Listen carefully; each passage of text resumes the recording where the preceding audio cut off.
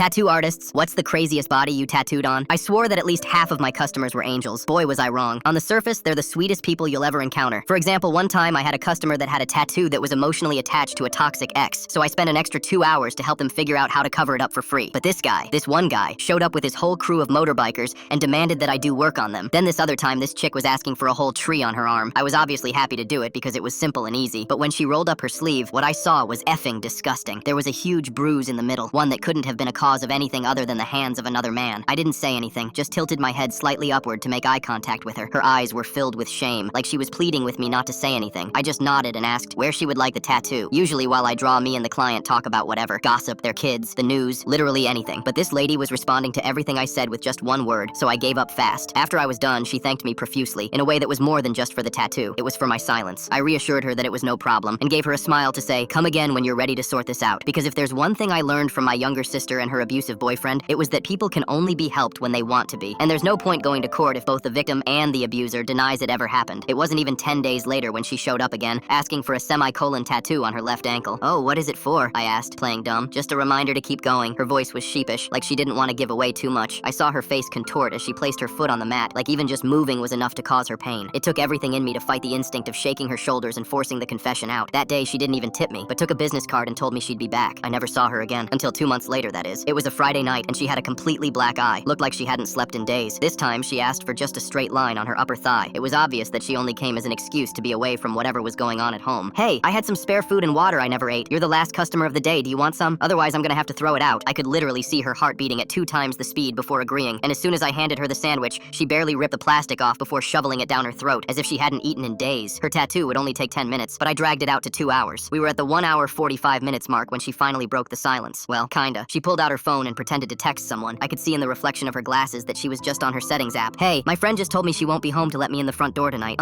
Is it cool if I actually, you know what? Don't worry about it. Never mind. Of course you can stay here. I was actually planning on pulling an all-nighter to work on some stuff. I was lying through my teeth, but she bought it, or pretended to anyway. I could see her trying to hide her excitement, but the corners of her lips were turned up all the way. That night, she slept on the tattoo bed while I pretended to work on my computer. I had just finished another game of League of Legends when I heard her laughing in her sleep. I turned around smiling, but that's when I saw tears streaming down her face. I sat down beside her. Please don't make me go back there. Keep me safe, please. I held her hand and nodded, and suddenly, she shot straight up and finally explained what was going on. Her boyfriend was a police officer, and a well-respected one at that. Except when he went home every day, instead of watching TV or drinking a few beers, he'd spend the night wailing on her. He called it their little game. She had nowhere to turn, except for now. I opened my mouth to ask more, but she shook her head. Not tonight, she said quietly, before turning her back and going back to sleep. The next morning, there was a knock at the door. It was the police. The rest of the full story is on my channel and linked below.